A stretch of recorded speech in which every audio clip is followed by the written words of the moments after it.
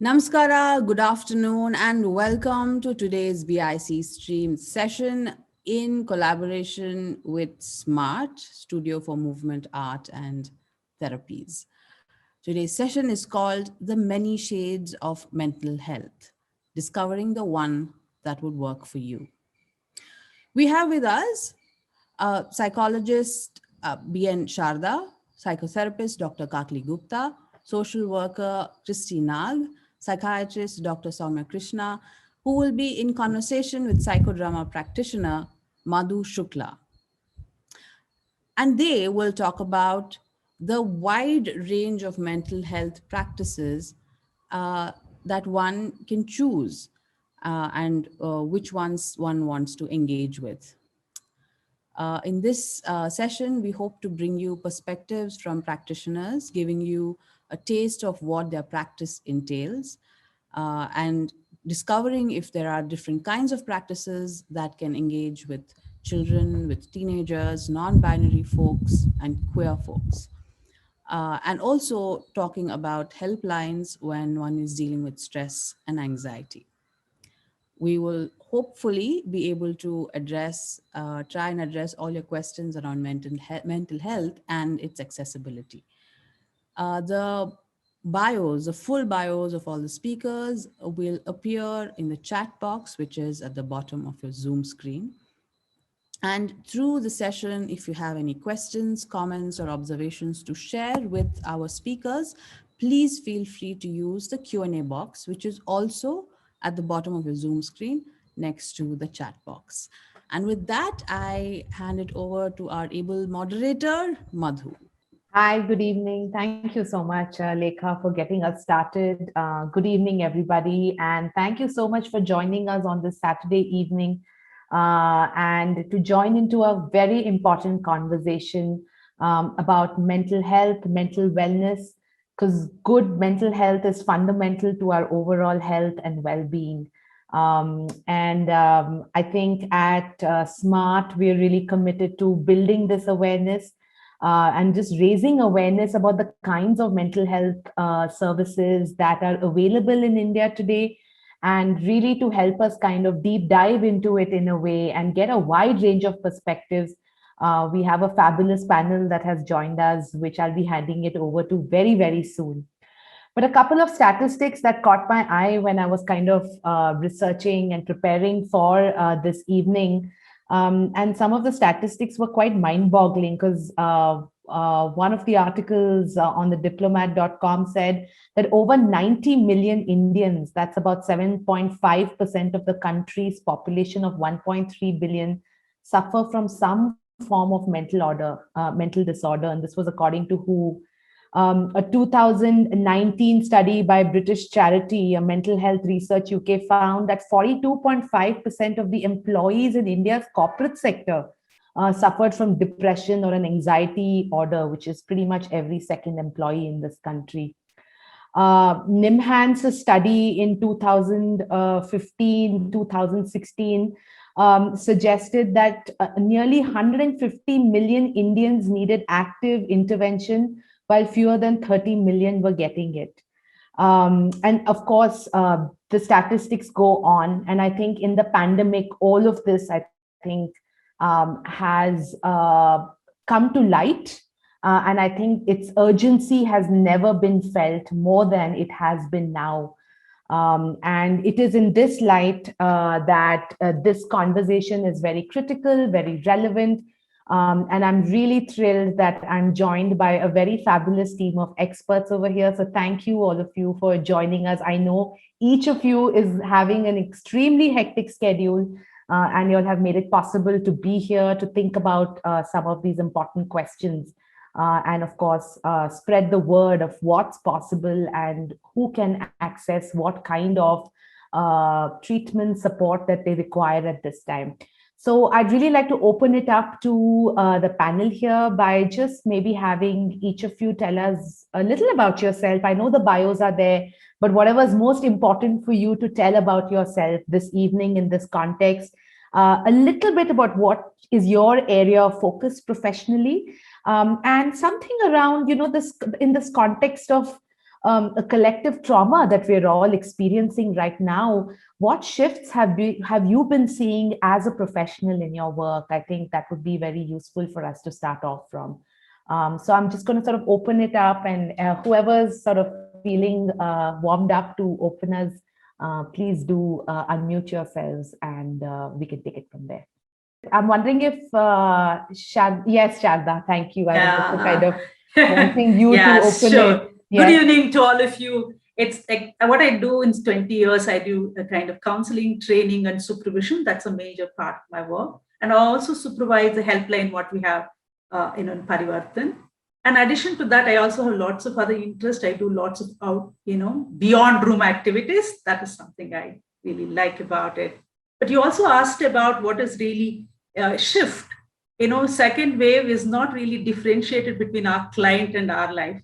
It's like in the impact of COVID, losing of the dear one, friends, and then trainees losing many other things, the boundary blurred in different level. What inspired me to still really go with the kind of support what I get from the people, and also seeing this kind of suffering and the struggle to the people, it has really humbled me and also strengthened to commit my work beyond the room much more, along with the work what I'm doing.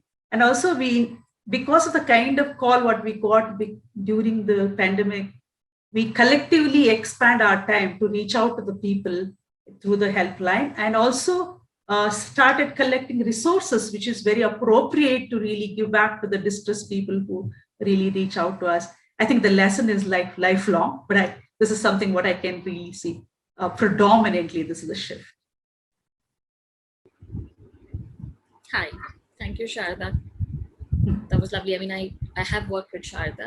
I'm Soumya, and thank you for having me here. I think, like Madhu said, this is a very relevant, very pertinent topic. I think it was long awaited. Somewhere I see that the pandemic has brought this to the forefront, that we are having these conversations a lot more now. So I'm a psychiatrist, as my bio says. I've been in psychiatry for many years. I'm from Bangalore. I did my undergrad here and trained in UK. I did my psychiatric training there. And I've been back in India for about 4 years. And a lot of the work I do is with adolescents and young people, where they go through a lot of psychological difficulties, where there is personalities being formed. I also work with people who have medically unexplained symptoms, like chronic pain or odd symptoms that are not explained by physicians a lot of the time, and work with people who've been affected by cancer in some way or the other, either families or carers. So these are my individual specialties, but I strongly believe, and how I've trained is that unless you can form a team and there is a community that's behind the person, you cannot enable recovery. And that's how we ended up forming the Green Oak Initiative, because we felt a lot of when the community's own problems, recovery is faster and definitely more meaningful. And so we've been here for a few years now, and what we've seen definitely just before the pandemic and what we're seeing through the pandemic is a shift. Definitely there's an increase in my caseload. There's a lot more people requesting appointments for mental health reviews, but equally I've seen a shift in organizations. The pandemic has made various organizations, I don't want to just call it corporates, but different organizations more aware that employee well-being is beyond just physical health well-being. So I've had a lot of corporates reach out to say, what could we do to better the well-being of our employees? So I've seen a shift both from an individual perspective as well as from an organization's perspective.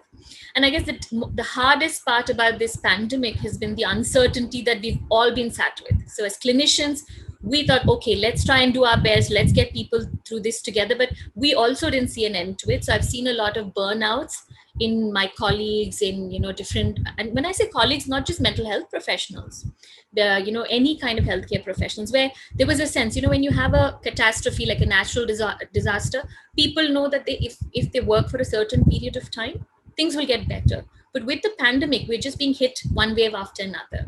So I suppose that's one of the things that we've done in this pandemic is also started a helpline purely for healthcare professionals. and it is available on a daily basis for them to access. Because again, I feel this is another group that is quite, I would say, hesitant about asking for help.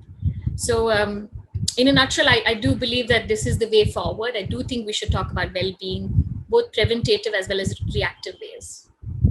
So over to you. I don't know if Kakli, you want to go. Thanks, Samya. Thank you, Soumya, and thank you, Sharda, and thanks, Madhu, for organizing a very important conversation. I'm a psychotherapist. I'm trained as a clinical psychologist, studied in India and in the US, where I did my doctorate and specialized in working with children and adolescents. I have a team of people in Bangalore that work with me, and we see a lot of children, adolescents, and adults. We work a lot with parents, one of the most difficult jobs in the world, I guess, and trying to help them, support them, understand the nuances. I also see a lot of mental health professionals who reach out for therapy for themselves, which is a very important part of the profession. We believe that it's extremely important that mental health professions have good mental health themselves so they can offer their services to other people. And I also supervise a lot of psychologists and counselors in Bangalore and in other parts of India.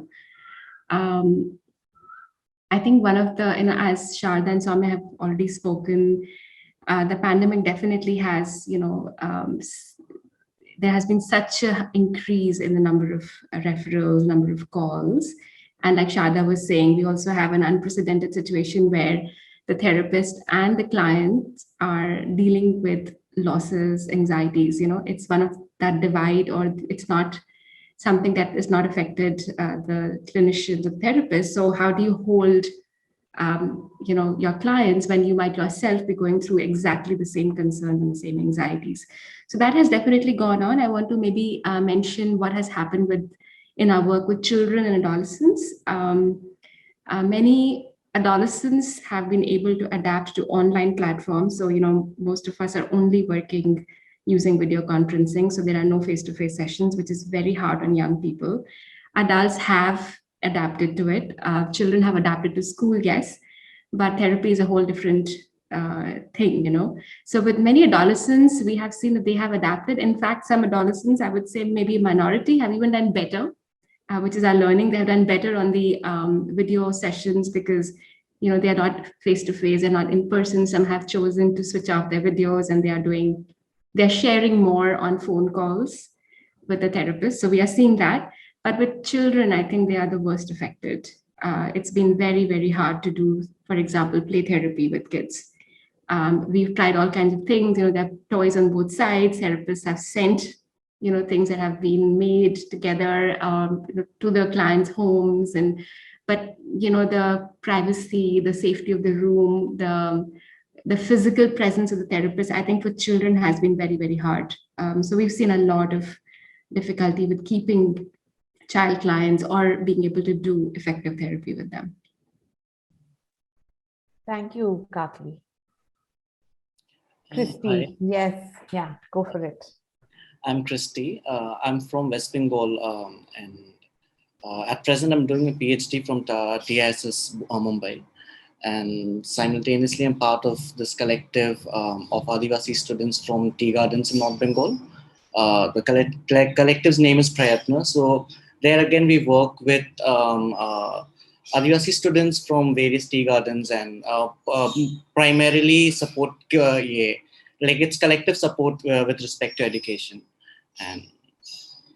And other than that, I'm part of this other collective, the Blue Dawn.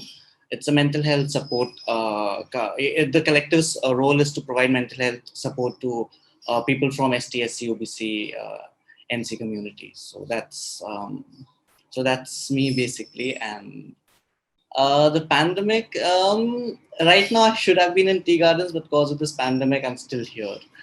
So, and my work has become from distance. And one thing that I've observed is, of course, pandemic is affecting all our lives. But with that also, there is a difference in gravity of its effect on various communities. So that is very much visible when it comes to pandemic, when we're talking of pandemic. So the gravity of it is very different for certain communities, and for certain other communities, like for me, for instance, I'm somehow able to manage my bills. Yeah. But for some people, they're not even able to manage their bills. So, like just for example, in tea gardens, they're not even able to tell people, okay, I'm COVID positive. Because if they tell people, then the manager will ask them not to come for work. And for them, losing a day's job means a lot. So the gravity is very different when we are talking of pandemic. So that is just one thing that I can think of when it comes to pandemic. And yeah. Yeah, no, thank you, Christy. Thank you for pointing that out. I think this piece around stigma of, in this case, of course, having a COVID kind of a case, but also I think we will come back to certain attitudes and how that kind of plays a role in whether someone chooses to access a mental health facility or not. Thank you so much for opening us, and I think we can already see in different ways how the pandemic is playing its role, and what are the very specific challenges that are kind of already coming to the forefront. I think I would like us to sort of, if we can have. Yes, Christy. I'm not a mental health professional. I am a social worker. So just want to add this. Yes, and I think there's a very special reason that you're here. I just want to, and I welcome that. And I think one of the things about this group, and something I hope we will see, I think this piece around how do we work collaboratively as a community, which we will talk about. Like if I have to talk about myself, I call myself a social artist. I'm a theater practitioner, a storyteller, and in the last 10 years, have also trained to be a psychodrama director, practitioner, and now a trainer, and really looking at how drama and the creative arts really create safe spaces for people to experience emotional and mental wellness. And I think we will kind of, this is something I want us to even reflect on as this small community, as to what is the importance of collaboration and collaborative practices coming together. So that really takes me to the next question, is that what are the different therapy modalities that exist right now in India? And how does someone decide what is the right modality in a way? And I'm wondering if Soumya and Kakli and Sharda would like to start off. And of course, Christy, if you have things to think, do definitely come in. But I'm just going to sort of open it out with you all. What are the different modalities? How does one decide what's right for me today? Okay, maybe I can start. So, so I think I will start with a more traditional service availability for mental health. So typically, like you were saying that, 1 in 7 Indians right now have a mental health struggle. So typically when somebody is feeling depressed or feeling anxious, or they're finding they're not feeling good, the two large modalities have been pharmacotherapy, which Dr. Soumya can talk about more in detail. And then the other big part is psychotherapy, or, psychotherapy largely traditionally has been talk therapy for adults. Now, within talk therapy, there could be many fields and many schools of thought, but talk therapy largely. And then for children, for example, there would be play therapy, because children can't always express by talking. So it would be through play, but play is basically a way in which children talk and communicate. So largely it's talk and play therapy. And then we are, of course, seeing a lot of new modalities coming in, like you were talking about drama. We see a lot more of art therapy, dance and music therapy.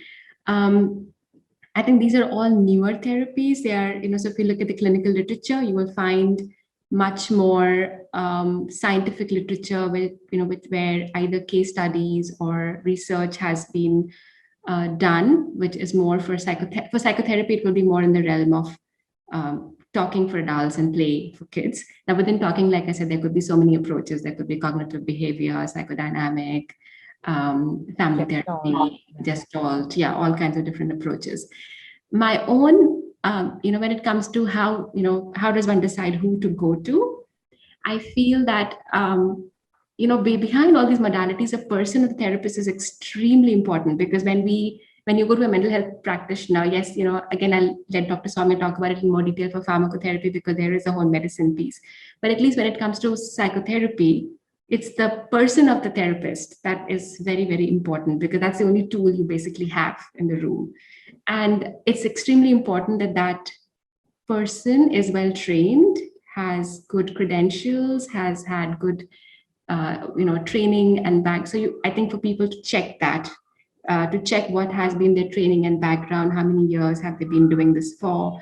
Like I was mentioning earlier, it's also very, very important that mental health professionals have done some personal work, that they have actually done some work on themselves. They've gone for either therapy or counseling themselves, reflected on who they are, so they are not bringing in their emotional baggage and doing any kind of harm to the clients. Yeah. I feel that's a very, very important part. And of course, usually it would be better to go to a therapist who has a support of a team, their mentors, their supervisors, because ultimately, if there's only one person, there's a subjectivity of the one person, or there could be stuckness that one person can feel. So somebody who's well supported by colleagues, by a team of people, and when you talk to that person, they can talk about that. They can tell you how they're supporting themselves professionally. So I would say that the therapist behind the modalities is also very, very important to consider. Thank you, Kakli. So you covered most of it. And then also, as traditionally it is talk therapy now, even talk therapists use, not only that, they also use like different, kind of play therapy is one part. And sometimes we also use different kind of modalities, which is really client-based. Like, what is client wanted? One is the therapy. Second thing, what is the client, the kind of seeker is really looking for? That is also, it needs to really match with that. It is really collaboration in a way, whether whatever modality you start, it's really you start with a collaboration. You can't start with something else. And certainly your personal work, your supervisor, you will keep on learning CPDs, that is continue professional, the learning. And all these things is really entitled along with the modalities. And then sometimes it's also the kind of pandemic like this. It is also challenging. Sometimes I ask the things, so people will come with lots of stress. What modality? You will also go, what feeds them, what drains them. That is the modality. In the modalities, based on the need of the person, it also arises along with that.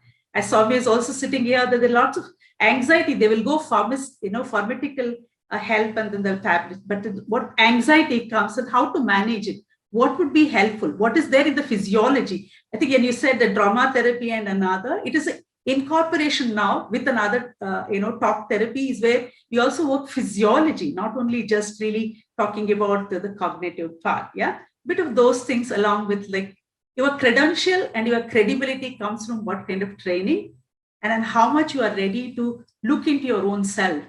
It's also very important. And with reflection, I think that is something we'll take further along with the modality. And I maybe call Kakli and others agree. Now we are much more in integrative part rather than one, a single modality form. Soumya, you want to take over? Anything Chris weekends? So I think I couldn't agree more with what Kakli and Sharda has said. So as a psychiatrist, I have a certain different view on therapies in general. So I'm not a therapist, but part of my training has helped me kind of be familiar with the different therapy approaches to understand when an individual is ready or not ready for therapy. Because to have the conversations with psychologists, psychotherapists, it's important that one is aware of this. So I think the key thing that, to summarize what Kakli said, is it's important, irrespective of what the modality of therapy, the key thing is the therapeutic alliance. How does the patient and the psychologist, the therapist, how do they form an alliance? How collaborative are they? How easy or hard is it for them to have the conversation? Of course, there will be times when people fall out, but the important thing is, can you go back to your therapist and have that conversation? So to me, I think the modality is important, but more important, like Kakli was saying, is that alliance that is important, how you strike that. So the other thing that is very common in mental health disorders, and I would like to dispel some myths today, is pharmacotherapy is an integral part of management of mental health problems. And a lot of people come to me with misconceptions about, am I going to be addicted to medication? Is this for life? Every time I'm stressed, am I going to be like this? So mental health issues arise from a physiological dysfunction. So there is a chemical imbalance in the brain, which manifests in emotional or behavioral dysfunction. So not everybody who goes to a psychiatrist is going to be put on medication. So often as doctors, we also look at other things, how much of distress are these symptoms causing them, and how much can they manage themselves, how much can the system around them support them with. The second thing is, to what degree are these symptoms being affecting one's functioning? Are they able to sleep, eat? Are they able to get to work, do whatever they want to do? So it's only when there is a significant impairment in functioning is when we would talk about medication. So medications are safe, relatively safer than most, and a lot of the time the doctors will tell you what the common side effects are and also give you a rough idea of how long one needs to be on medication.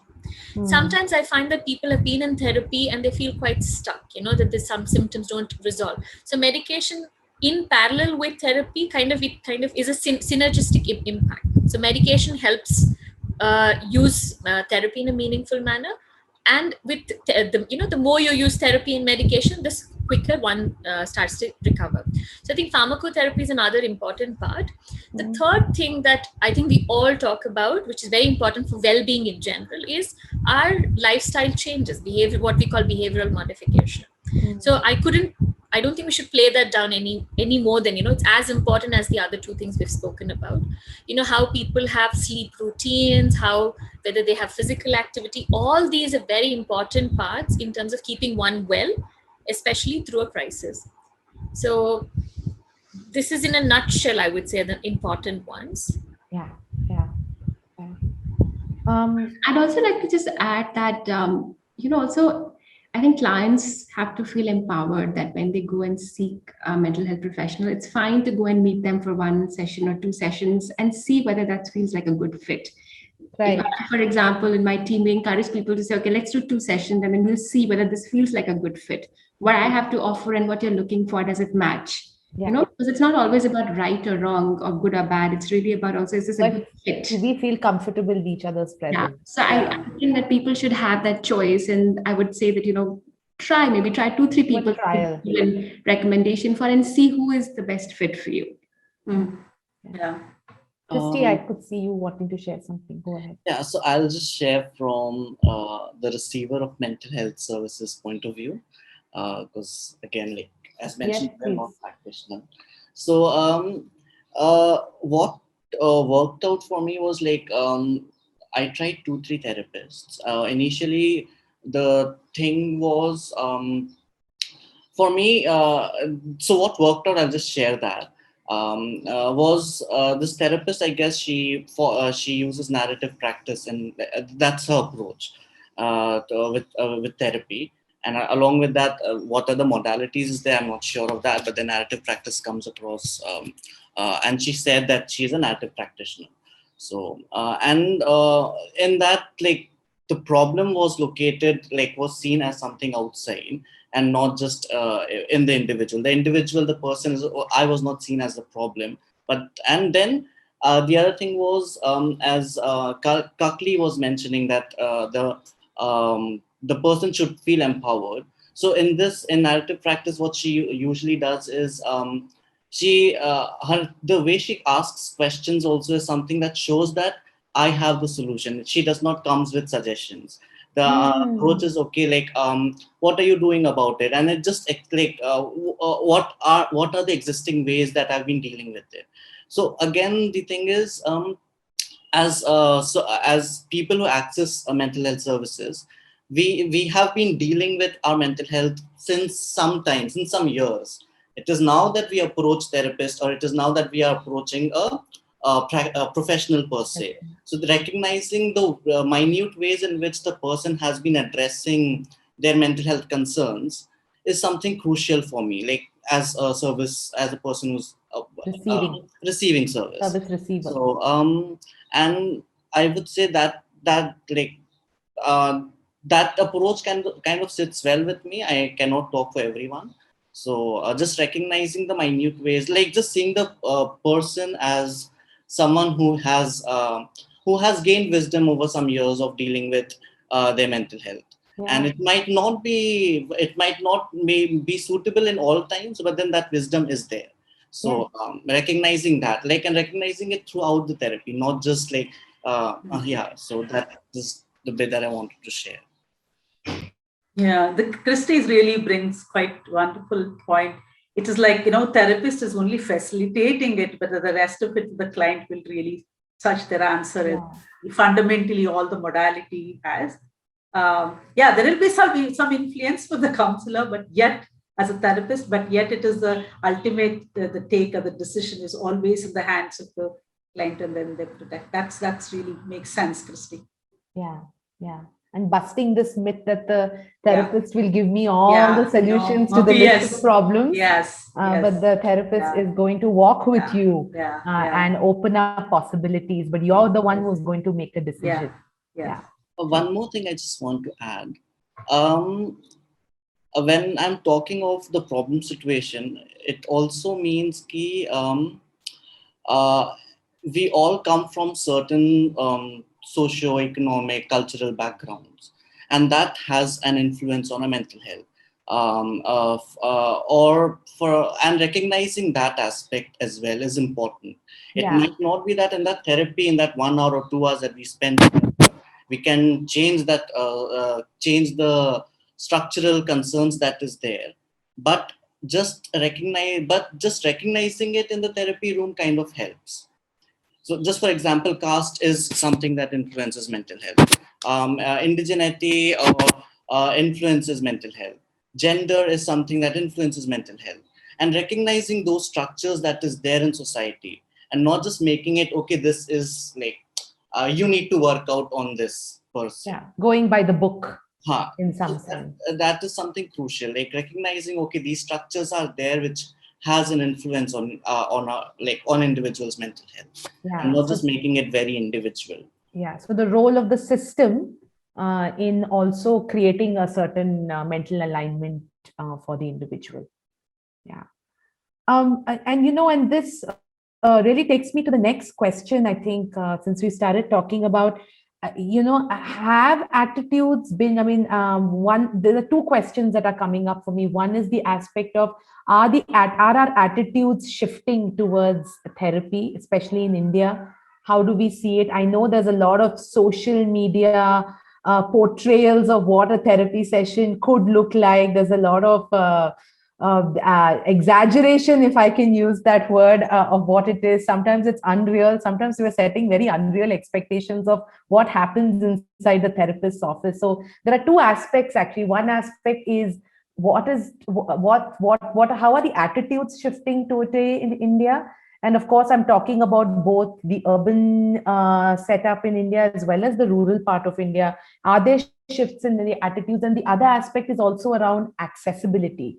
But I think I'd like to start off by just looking at the attitudes, and then probably we'll go into the more systemic aspects of this. So just in terms of attitude, is there something that you'd like to comment? And I'm wondering, Kakli, would you like to open us off on this around are there attitudes shifting around? Is there a normalizing happening of accessing mental health when you need it?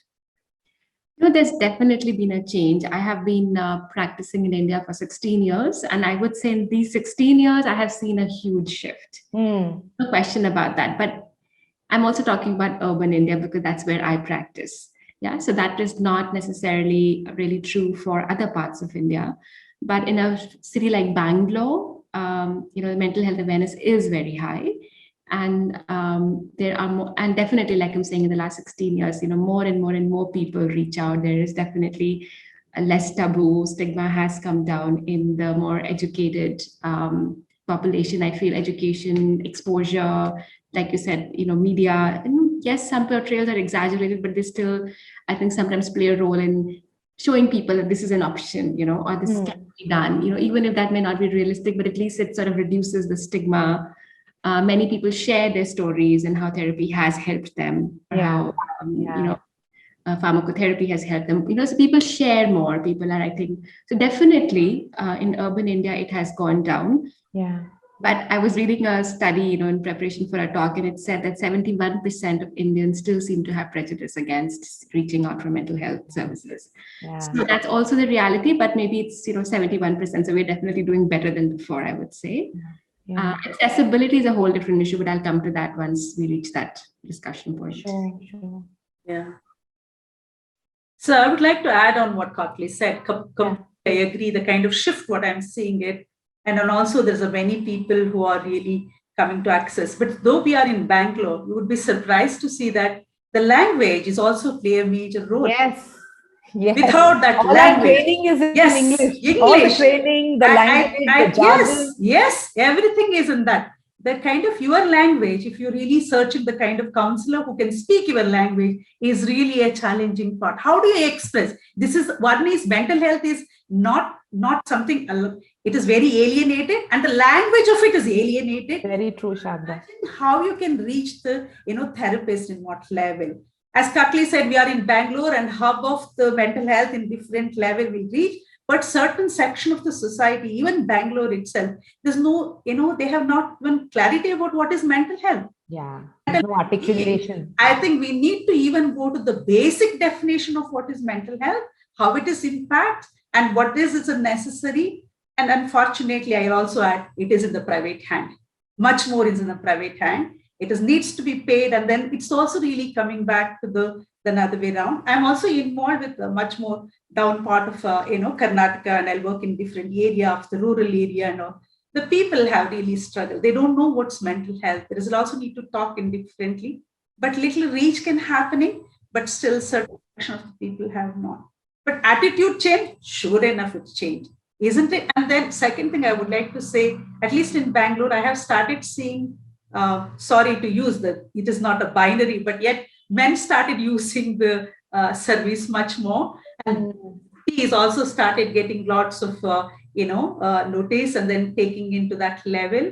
There is also DV is also helping. Domestic violence is another reason where the people also started reaching out, and a different package and different level. But and also the question mark is, isn't it everybody? I really like to have a social worker as well in the team, because you can't have reach everywhere as a psychological base. Even social worker can really do lots of other aspects about it. The bit of that, it's disparity still there, but it's booming and then raising. Sure, it is. And then for that we can also add some film stars and also talking about it. That's also adding not only the media and stuff. And people who have got the help, they're also started adding on to it. And some people also come and then say that, like, this is not my problem. This is a problem of the system. Help us. That is another voice which is coming very strongly. There are many streams which is adding on to the strengthening of mental health service now. Thank you, Sharda. Thank you for highlighting some. Yes, Kristi. Just want to add to what Sharda was saying. Correct me if I'm wrong, but mental health discourse itself, the academic discourse, the professional discourse that's there, is a colonial construct. It is by cisgendered white men, and somehow we are still there. And like to some extent, I do see efforts towards decolonizing mental health, towards making it more accessible. Just for example, queer affirmative counseling practice that MHI and the team there have been working on, and this it's out there, and they're still working on it, and they're doing training around it. They have the peer support team that's there. So just a few years back, including like having a queer affirmative practice was not there. It was just non-existent, and for like getting so those changes are taking place, but it is again when very slow. When we talk around caste and ethnic discrimination, we are still way behind. We do not have any caste affirmative practice or indigeneity or ethnic the diversity within indigeneity, affirming those identities. We do not have such practices right now. So we are still way behind, but at the same time, those changes are taking place. And with respect to shifting attitudes, I feel social media has played role in it. As in, there are Pause for Perspective have their pages. Then Alternate Story, they have their Instagram page, and they are building discourse. Amidst is building their discourse. Blue Dawn is working on building discourse around mental health and making it much. Again, what Sharda mentioned with respect to language, it is still in English. That is definitely there, but the discourse is kind of flowing, at least in social media, and we need to make it multilingual. But social media has a played role in this minute shift in attitude towards mental health. Right. Thank you. I'm just looking at some of the questions. And Sapan has said therapy in India is still based on Western concepts. A lot of cultural nuances are missing.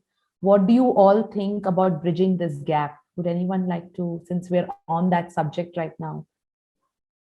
And I think already, Christy, you've pointed us out by some of these, initiatives, social media-based initiatives that are at least creating a platform for people to come, share, create a space where these stories and dialogues are engaged with. I can see Soumya. Yes, Soumya. So what I was saying is, I think that's very pertinent, very relevant here. And mental health professionals are just as aware of this gap as everyone is. So even if you look at studies, research in psychotherapy, a lot of the evidence that we have now is from Western literature. And for whatever reason, we've not been able to replicate the same. So even when we're doing certain, let's say you're doing MBT or psychodynamic, there are no equivalent words in the vernacular, in the regional languages for them. But it's not to say that we cannot create it. I think there's still, so that is going to take some time, but I very much agree that there is a gap. But Kakli, you might want to say how you might be working. Yeah, culture, I think, is a very, very important layer of our experiences in the world. But having, I grew up in India, then I studied in India, then I studied in the US, and then I came back and I've worked in Punjab, in Delhi, and now in Bangalore. And, there are clients of different cultures, even within India, right? I mean, India is, we can't even say we have one culture. It's just so many different cultures. I'm in Bangalore, I don't speak the local language. When I was in North India, I spoke the local language, right? So what I'm saying is that culture is one layer, but underneath that, my own experience in working with clients of so many different cultures is that there is still a whole repertoire of emotions that are also fairly universal. And I think a therapist with good training is aware of what are their own cultural biases, for example. So I can't be really completely neutral, but at least I have been made to think about what biases do I operate with and what can I do about those biases, and can I also sometimes learn from my clients, or have them be consultants to me about their culture and how this is contextualized in their culture. So we can't do therapy by decontextualizing it from culture, of course not. But at the same time, I feel that there is something very fundamental to human beings across cultures, which still makes it possible for that connect to happen. Yeah. And I think you think about culture, but you think about culture as one layer. And it is not, I don't believe that you cannot do psychotherapy if you've been trained in Western ideas.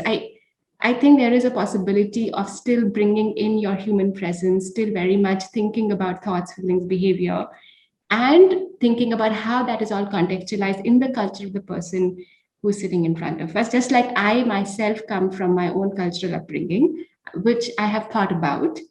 And so how do I put all that together, and then how do we do the work? Yeah.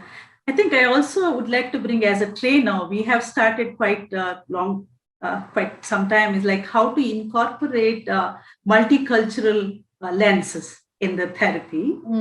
And then also how to really gay affirmative therapy. These are the one which is modalities, which also started coming in the training aspects as well. It is not really only traditional training like earlier. These are also the present requirement. I think culture is always there, as Kakli said, but culture is not away from the social, it's a socio-culture. It is not just culture by itself. What is that social impact and cultural impact of the person?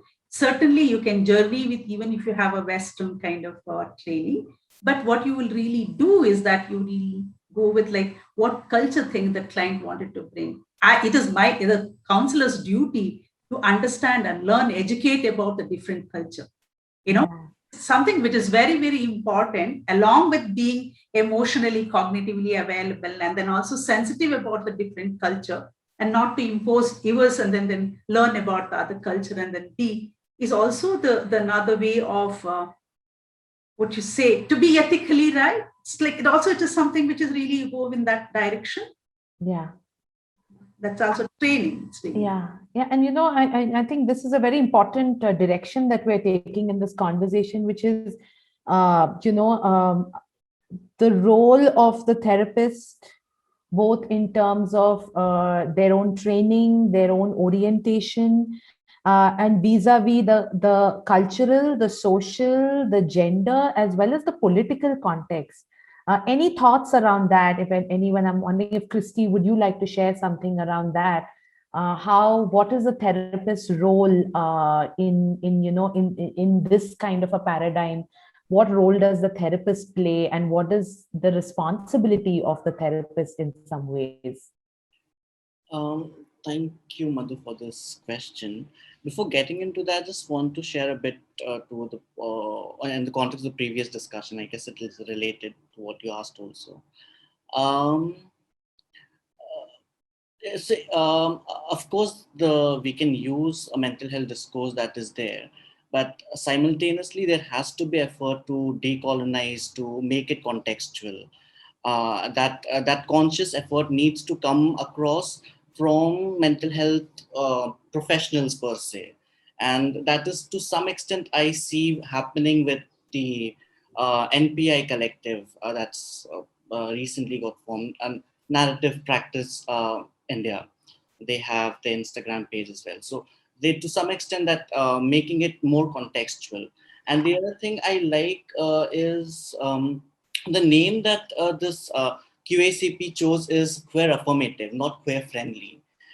These two names are very different. As in, if I say someone is queer friendly, it is okay, you're being just sensible. That some level of sensitivity is there with respect to someone's gender or sexual identity, sexuality को लेके जो identity है. But being affirming is something bit more than just being friendly or being sensitive. So we need practices that are more affirmative than just being sensitive, and it comes with the minute things. As in, some time back we were just discussing, and this one friend was saying that she went to a therapy room and she saw pictures of idols, as in Ganesha and all the Hindu gods. But that would not sit well for me per se. If I see Durga's portrait in a therapy room and I'm going there to talk about ethnic discrimination, and Durga is not God for me. Mahishasur happens to be God for some Adivasi communities. So that will not sit well for me. Then if I go to a therapy room and if I see a happy couples with children, a cis man with a cis woman and 2 kids around them with a dog. So if I see these pictures there, then again, I'm a trans woman there sitting in a therapy room and I'm seeing these are small. This is just one of the minute things I'm talking about. Yes. So we need to take active steps to deconstruct and make discourses contextual. And the second thing is, I understand that we do not, many communities lack the academic language around mental health, but it is not that they have not been talking about mental health. They would say tras tha ya fir tension tha. And we need to recognize those words and recognize those wisdom as well. Just for example, in Tea Gardens, there's a group of women. They call the group Sahayata, and they meet weekly, like once a week sort of thing, and they would discuss what is happening in their family, what kind of, and they will just call tension ya fir मेरा पति मेरे को tension दे रहा था, मेरा बच्चा लोग बात नहीं सुन रहे, and they would give each other practical suggestions, and they would joke around it. And again, tea gardens, the wage is really, really low. It is pathetically low. And there they would just support each other financially. It is not done in terms of loan, and money becomes one of the primary mental health stressor, because it is pathetically low. It is I guess abhi बढ़ करके 170 हुआ है, which is lower than Narega wage rate. And so they have to manage the family's expenses. So they would support each other financially and not in terms of loan again. They would just financially support each other. And we need to recognize these minute ways of addressing mental health concerns. And I guess that is one way of maybe decolonizing it. Or expanding the mental health discourse by recognizing what the communities have been doing, or what are the discourses prevalent amongst various communities around mental health. They might not have the word that we use, but they have some language. Yeah. And I think this beautifully segues into the whole question of accessibility. What are your reflections on how is mental health accessible? Who is it accessible? And who are the ones who kind of fall through the cracks in some ways and are not able to access it? What's enabling accessibility? What's disabling accessibility? I think some of the things you're already pointing out in terms of what kind of puts people away. Language is a challenge sometimes. Sometimes it's just the fact of, a certain rule set up, or sometimes there's just no language to articulate the need. What do you see as some of the things that enable or disable access to the mental health system from just your own experience?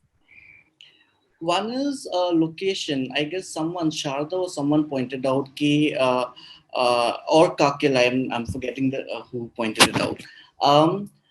Most therapists are located in urban areas. Bombay, we would not have difficulty finding a therapist. Bangalore, we would not have difficulty finding therapists. But the moment you go to, like in Tea Gardens where I work, we do not have any therapist there, any counselor there. Where if my hometown Asansol does not have any therapist there. Ranchi, recently we were trying to look for a co-affirmative mental health practitioner in Ranchi. Someone needed that support. We were not able to find anyone there. The therapist whom we somehow found in Ranchi is very heteronormative, and his worldview is very heteronormative. So he is inaccessible in that context. So inaccessibility is one thing, is location. Second thing is language. Third thing, mental health is a political discourse. It is not apolitical. So I think there's a question also that the current polarization and political situation affects mental health. In that case, what is the role of a therapist in being vocal about their political standpoints? So that's the thing. Like, how to say? So, like, if I'm experiencing ethnic discrimination, and speaking to a person, I can reach out to some therapist. But if the therapist's approach is if the political understanding of the therapist is ethnic discrimination karke nahi hota hai kuch bhi. The therapist would help me and deal with it, but in what ways, in what terms? And we have had different experiences of people who have had when they have shared caste or ethnic based discrimination with the therapist, they did not have a good the conversation was not that favorable. Or it did not support them in any way per se. Thank you. Yeah. Thanks, Christy, for throwing that light on some very important aspects of accessibility. And I'm curious if any of Soumya, Sharda, I see you're unmuted, so go ahead. Please bring in your point of view. I have a comment to make, and I think this is more in a general sense around therapy. And I guess it applies to psychiatrists as well, because for psychiatrists as well, the context is just as important as the problem itself. So I tell people I'm not treating depression, I'm treating ABC with depression. So unless I get your context, I can't really treat you, because then it is minimizing or oversimplifying the problem. But also I know that I may not be in the same situation as so many people. I worked in the UK, which is completely different culturally to me, but I was able to engage with patients. So I guess somewhere in our training, like Kakli was saying, we are taught to be aware of our biases and where we come from. So for me, as long as there is alliance in therapy, one should be able to bring up all this in therapy. So that is the tenet of therapy. I may not know everything that happens in the world, but as a therapist, as a doctor, as long as I have the curiosity to understand where you're coming from, where I am not giving you my opinion, I think that's what it is, where I get your context. Yeah. So it is not about Saumya in a situation. It is about Mr. X or Mr. Y or somebody in that situation. So I think that is where therapy is helpful. And like, I think just to go back to what Christy was saying, you're right. I mean, there were so many things that will trigger us, when you see somebody in a certain way. The same thing can happen outside. So you might see you bump into your therapist on the road. You might see them in the supermarket. You might see them on Instagram. Absolutely. You see them on Instagram. So as long as you have an alliance that is secure, you are going to be able to take that back, whatever you feel or think. I think that is the key thing. The alliance is key in any therapy, I would say. Just want to share a bit like my thoughts here. I understand alliance is key. Alliance is crucial. But at the same time, there are certain biases. See, the thing is, the person sitting in the therapy room, the client or whatever term we use it here, can see the biases. It is not that like they are, and it is impossible to hide biases completely. So that is also we need to understand. And again, going back to again Indian context, if we look at, most of the therapists are from upper caste communities. Majority are from upper caste communities, and I'm not saying everyone is biased, but the mental health discourse, I'm saying, needs to incorporate these socioeconomic, cultural factors that influence mental health, which is something lacking. It needs to seek, okay, caste and ethnic discrimination influences mental health. Gender discrimination influences mental health. Yeah. The academic discourse, when professionals are in their colleges learning on mental health or counseling or psychiatry, they are on the way to become a psychiatrist or counselor. They need to be taught at that level, and mental health discourse at large is missing on that. It is like, for that matter, I can speak for the university that I come from. I will not name it here, but it is kind of missing in the academic discourse that's there, and that needs to be there. As in, biases cannot be done away with it just for an hour. Yeah, I want to. Biases per se. Yeah. It cannot be done away with an hour. Just in that 1 hour room, I will not be biased. Thank you, Christy. Yes, Kakli. Christy, I think that you're bringing up a very valid point, and I just want to share. I totally agree with you. This has to go into the education of mental health professionals. And just to share with you, like we had in my doctoral program, we had a year-long course in which we were introduced to the idea of gender, caste, class, sexual orientation, all kind, disabilities, right? And we had to write papers after papers about our own attitudes about each one of them, which was then discussed in a group. And then in the group, there were people who were representing different, coming from these different groups. And then we were also showed how we all belong to a whole variety of, so I just don't belong to maybe one caste. I also belong to a gender. I also belong to whatever, right? My experiences are also mixed. They're not all privileged, for example. They might be privileges in one area. They may be privileges in other areas, but also there might be areas in which I have not been in the privileged category, right? So I think that training is very, very, very important. So I agree with you. And what I learned from that training really was that I can't be bias-free and don't claim to be. Yeah. So when I enter into somebody else's world, like Soumya was saying, I would try my best that I remain curious and I try to understand that context. If I feel I can't, I'm failing at it, either I will go get some consultation And when I will reach out to people who can, get more help me, they understand that context better. If absolutely even that doesn't help, then I might, for example, think, okay, can I refer this person out and find them somebody who would be better suited? But the problem is what I also see in our country, talking about accessibility, right? We have so few mental health professionals. We are right now, accessibility, that is the biggest issue. So on the one hand, all this needs to go in the training. On the other hand, we don't have professionals, right? Like you were saying, in your community, there's not even a single therapist. And now we're talking about that therapist having very, very good training to the point that they have looked through all of this. I mean, we are far away from that. So I'm just acknowledging the issue. It is a problem. Yeah. But I feel Katli, finish your point. I think Katli was finishing, and I want Shada's voice also to come in. Please. I just sorry. That has to definitely go in our education, in the whole process of awareness of mental health professionals. Yes, because these are all very sensitive areas. But I just wanted to share that this is addressed in training programs where people have, that have been there for years. Unfortunately, in our country, this is still very, our profession is still only a few decades old. We're still in a very, new phase of development. We're still very So I hope that all of this can be introduced, and it's a very important thing. But once it's introduced, I think something can be done. It's not necessary that it's always going to function like that. And I think the nascency is where there is opportunity. What we are creating as trainers, I'd like you to share. I agree with all the points what Christy and Katli and then Soumya read. But another thing is, which is coming now, I think, Christy, that is very important. Addition to we are non-biased, because that's why the question is, what is non-judgmental? What is your empathy? These are sometimes is also a kind of question mark in a different level.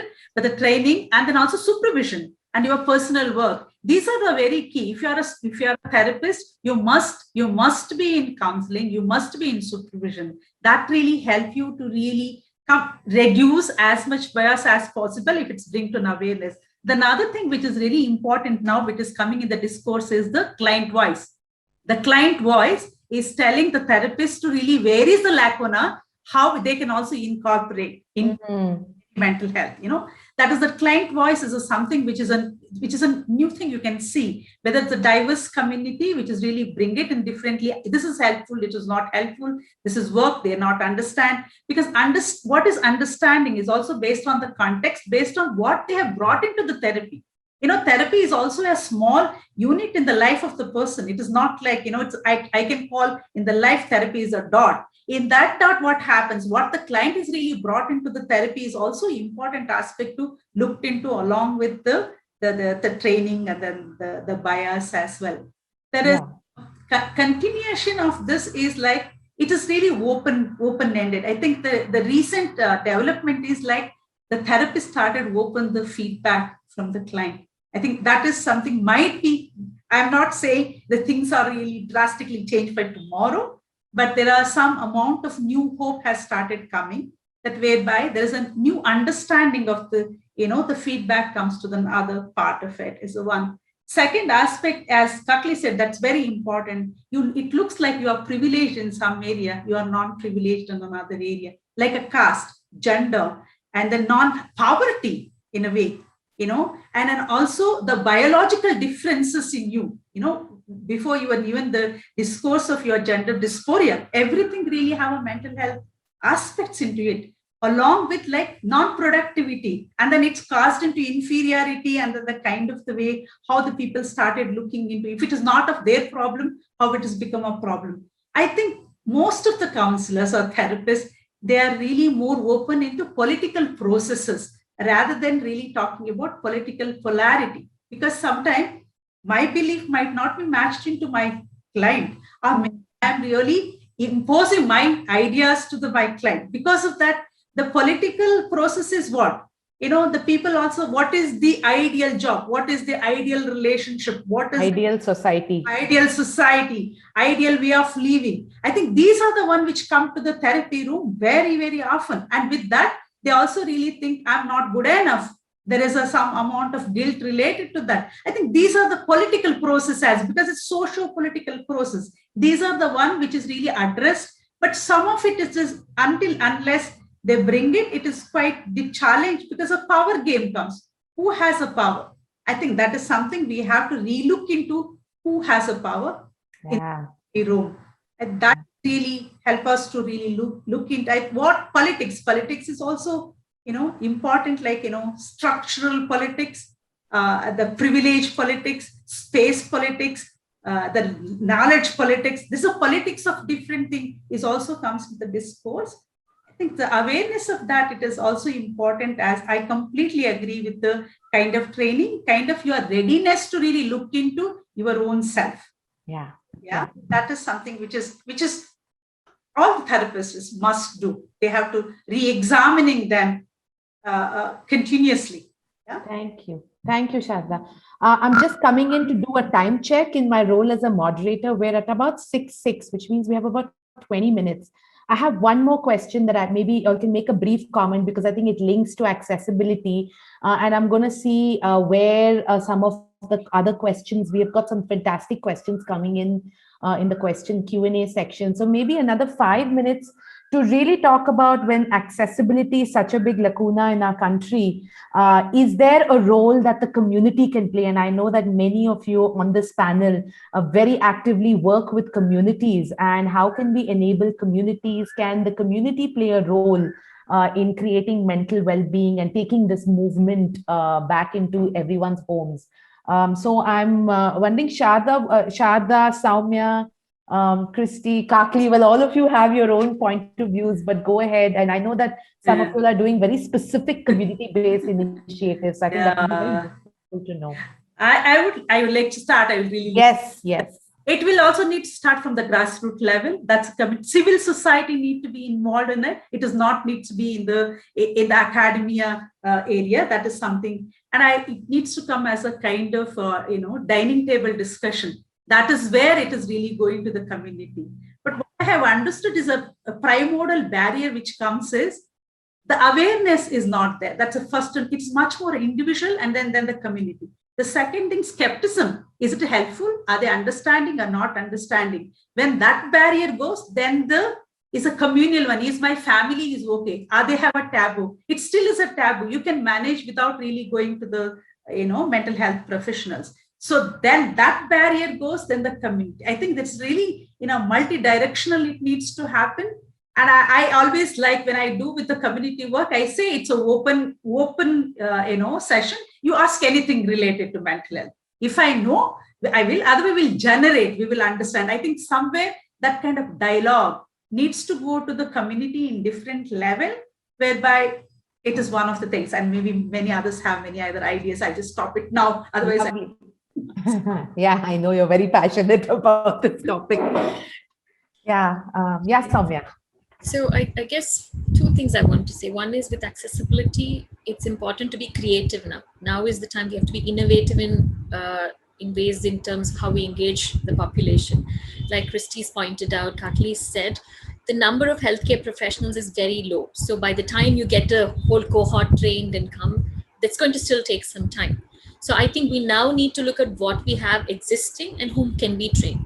So one way of looking at it is community health workers. How can we train them? How can we enable them to use the language to identify and deliver certain bits of training? So part of it, I'll just say a little bit about this, because we've created an app. When I was in the UK, when we were training, we created an app that allows us to identify mental health problems. It is akin to what a psychiatric consult would look like, but much shorter.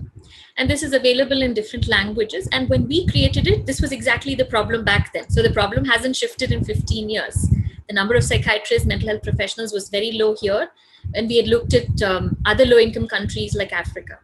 But even to administer the app, what we thought was the training behind it. So to address a lot of what Christy was saying, a lot of the training is around communication. What is the word you use? How do you get over your own bias, your own judgment?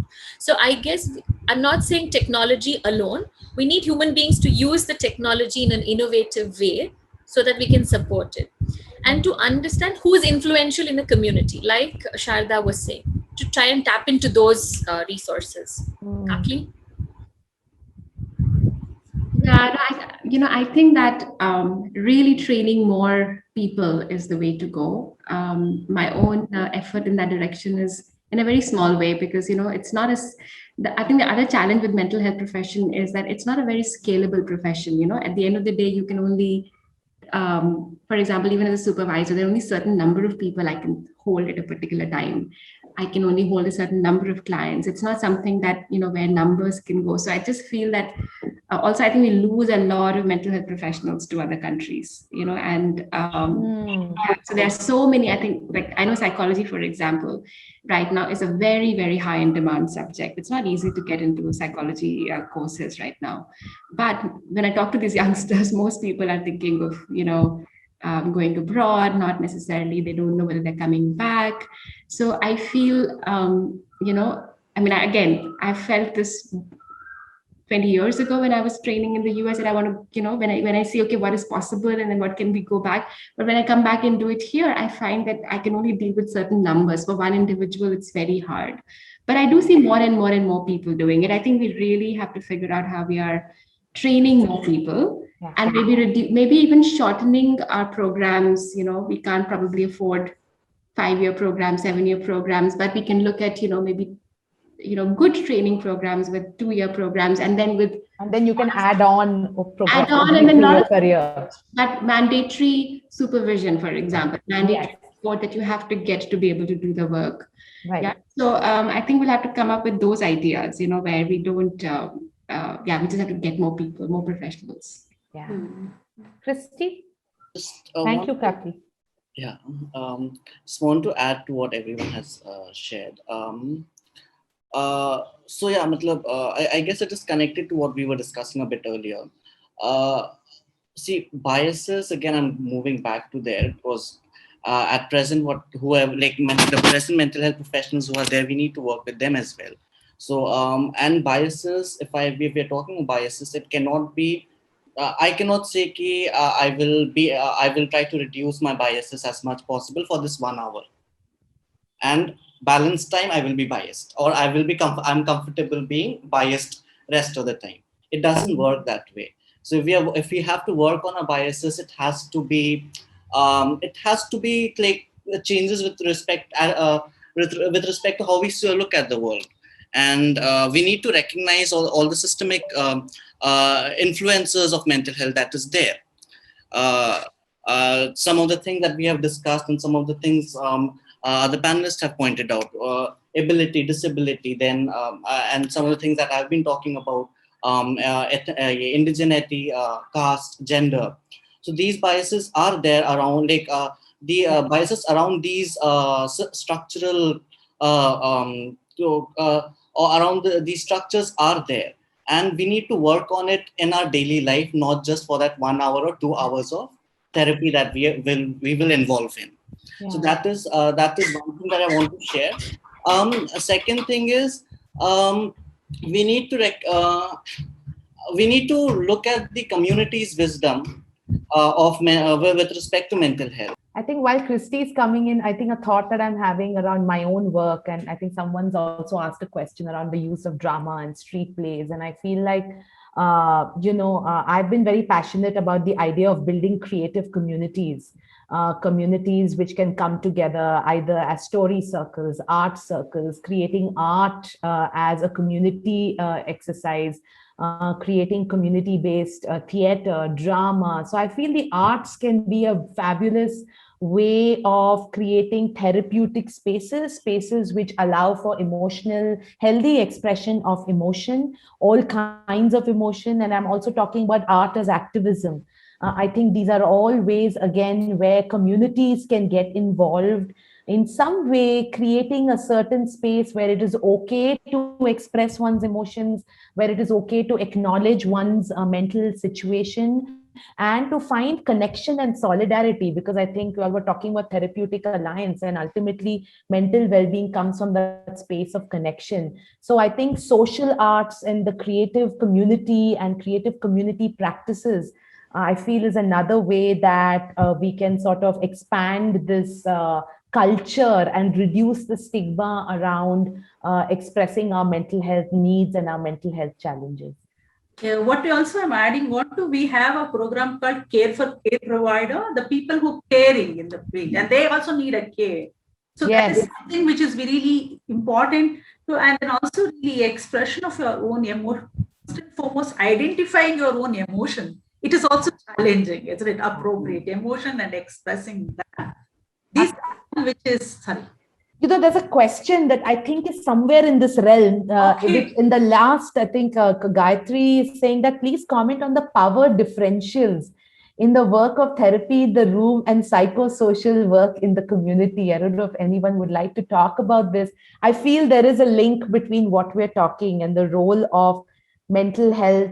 How we, is there anyone who'd like to sort of comment on this in this aspect, in the light of, what is the role of the community in making mental health accessible and creating a culture of accessing mental health? I'll just share my thought about what I was thinking. I was just completely and maybe so I just want to share some practices that I'm seeing happening, which is kind of creating a mental health, like building discourses around mental health along with community. One is one being this narrative practices India. So they have been doing 1-year courses around narrative practice per se, and a narrative practice, something that a social worker can also use, a therapist can use, a community worker can use, and it is around mental health. So they have been this training has supervision as well. Right. So they have been doing that, and then along with that, Blue Dawn from our collective, we have been like, cause of pandemic, we have stopped doing it, but then we have been like, pandemic se pehle we were doing training workshops around mental health with community, and we try to follow those workshops after maybe 6 or 7, 8 months. So workshops plus follow-up workshops is like takes place.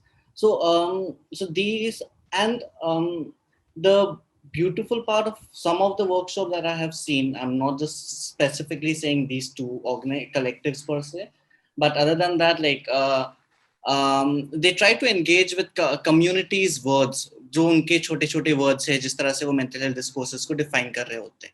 They try to engage with those the language that is prevalent within the community.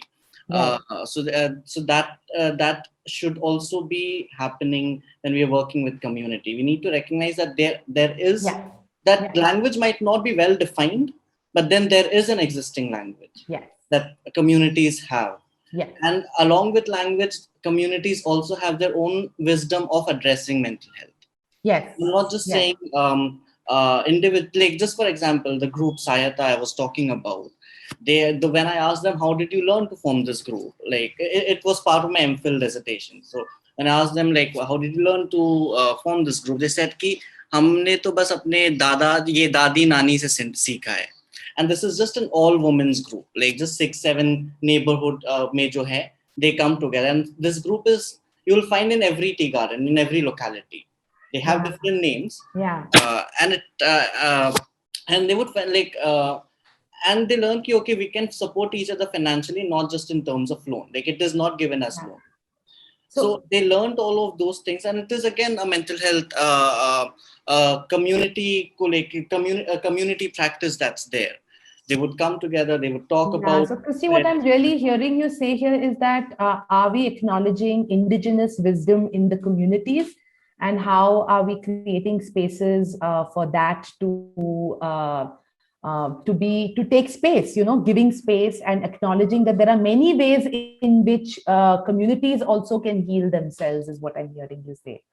We are almost at the last 10 minutes. Thank you so much for these amazing questions. And I'm hoping that some of the questions we've been kind of able to touch as we've been kind of moving through this. But I think I want to take up the last question, which I think would leave us, is that, there's a series of questions, but I'll pick number 3 by Praveen, which says, at what point should an individual think about consulting a psychiatrist or a psychologist?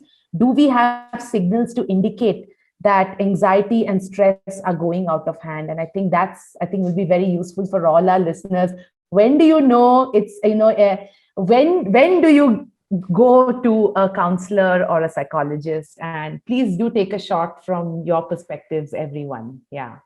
Madhu, as I was saying earlier, so often when you're unable to function is when you see a change in pattern for yourself or a family member, and it's persistent, is when I think I would ask you to see a professional. Equally, when you start noticing changes in your functioning, so which is you're not able to sleep, not able to eat, you feel upset all the time, you're crying all the time, you're not able to focus, you stop seeing your friends, you stop seeing your family. So when there's a change in socio-occupational functioning, is when I would say definitely see somebody. And the other thing is, of course, if there's something very unusual happening with you and your family are saying, this is not you, I think that's another sign or signal for you to seek professional help. Thank you, Soumya. Anyone else would like to add? Sharda, would you like to add anything to that? Yeah, so Soumya, it's really put this behavioral change in you. And then also sometimes the people, not only that, your eating pattern change are also you are really, distance from the social engagement.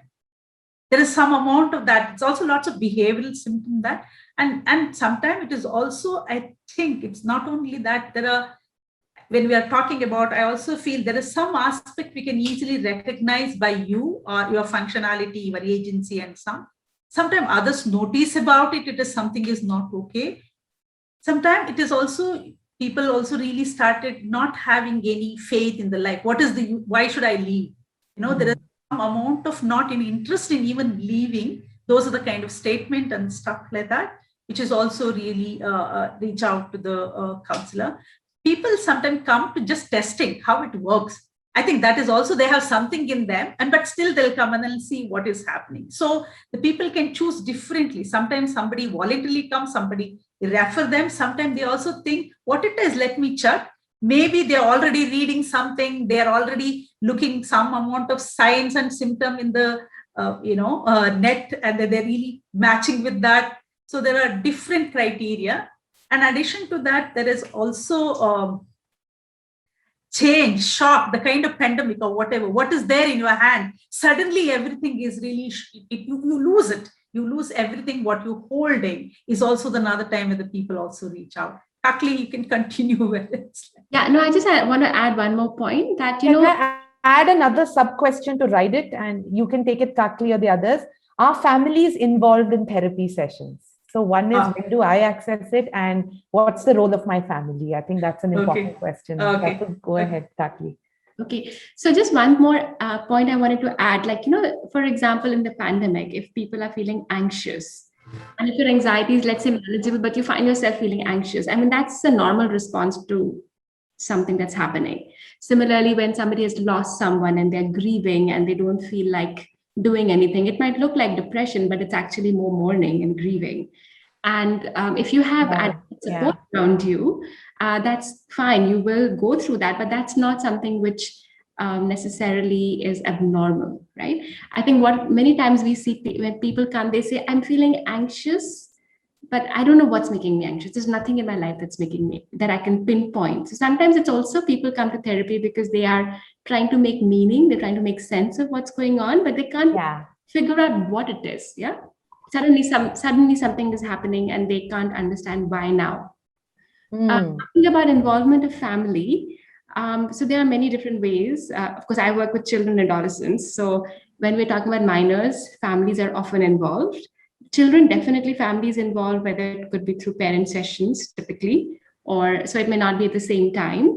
With adolescents, we often ask adolescents what their wishes, and we respect that unless absolutely necessary. The therapist does want to meet with the parents, but we often get adolescents who really are not ready for their parents to be involved in the treatment. And then there's no point disrespecting that, because then we will lose the adolescent, and they're not going to trust us. Then there's, of course, a whole family therapy modality in which a family comes together and then they work together with a therapist. So these are all different roles. An individual therapist typically may not invite the family, for example. So if I see an individual adult client, I will not involve their family because this is an individual space for the client. But if we feel that the family needs to work on something together, then there would be a separate space. Yeah. all I agree what Kakli said. One more time, I really ask, maybe the child is a kind of symptomatic and real problem is with the family, other members. So that's the time it's also another, invitation for them to be in therapy. Need not be with me if I'm seeing the child. And also they're telling them to really see the another. That's another involvement I can also think of that enhance the kind of what the child is really going through. Yeah. Wonderful. Thank you. I have one last question and really going to be a quick one. It's an interesting, see, there's already a link for resources that has been shared in the chat room, listeners. So with lots of resources, there's a whole Google link that Raghu has shared. So do please access that. Do we have some mental health first aid training in India? Anything that the common people can learn basics from is a question. And I'm curious, is there something that comes to your mind as a resource? From the panelists, anyone has anything you want to just kind of quickly list it out? We don't want to, if there's something, otherwise I know there's a list that's already a mental health first aid training kind of a thing. That is there anything? I know Mariwala Health Initiative, they do their peer support training program every year. And there's a peer support training program. Okay. I think we also, yes. Parivartan has, that's a mental health supporting thing. And then also we have Sangat in Goa. They really looked into much more on the community-based mental health. Sangat in Goa, you can think about. They also lovely. Yeah. Oh, lovely. Thank you. And of course, we at SMART, we don't have a first aid training kind of a setup, but we, of course, do have a helpline, and there's already a list of helplines that one can access, but SMART also has a helpline which can be accessed on the main web page itself. Yeah, you can also add Parivartan helpline, which is really and I think the Google Sheet has all, and I think all our panelists, how they can be reached out, I think is also included in that. I haven't yet clicked on that link, but I know that I was told that all the links would be added there. So yes, you can access all the resources that all our panelists have access to. You can also have access to them. And with that, we're really coming towards the close of this conversation. It is a conversation, it is a process, and I think I want to go back at one level, mental health awareness and the whole movement is in a sense, in a kind of a nascency of sorts, just in terms of destigmatizing it. And while there are many gaps that need to be addressed, there's a wonderful opportunity for all of us going forward to shape it by coming together collaboratively as mental health professionals, social workers, creative social artists, community members, family members. I think all of us can play a role to move through this together and to create a sort of a supportive web where all of us have an opportunity to hold ourselves and hold each other. So once again, thank you so much, Soumya, Sharda, Kakli, and Christy, for being here this evening, for sharing your wisdom and your perspectives. It's been such a stimulating evening. And thank you so much, Bik and Lekha and Raghu, for putting all of this together. Thank you very much. I want to hand it over to Lekha now. That was a very valuable addition to the already going conversation that is happening all around us. And it only the involvement of the audience, the number of questions in the Q&A box. And I know we didn't do justice to it. I know. But I think all these questions are very, very important. And it only speaks to the importance have a part 2 of the conversation and how the conversation is burgeoning in itself and how much attention it needs. And thank you, Soumya, Sharda, Kakli, and Christy for your insights and for your presence through these 90 minutes with us. Thank you, Madhu, for your excellent moderation and for managing the whole conversation so beautifully. Thank you, everybody who attended and have been with us. Like Madhu said, the resources will be available on the BIC website. and as well as on the Smart website. And thank you, Smart Studio for Movement and Art Therapy, for being such great collaborators. And with that, thank you everyone, and good evening, and we'll hopefully see you next time.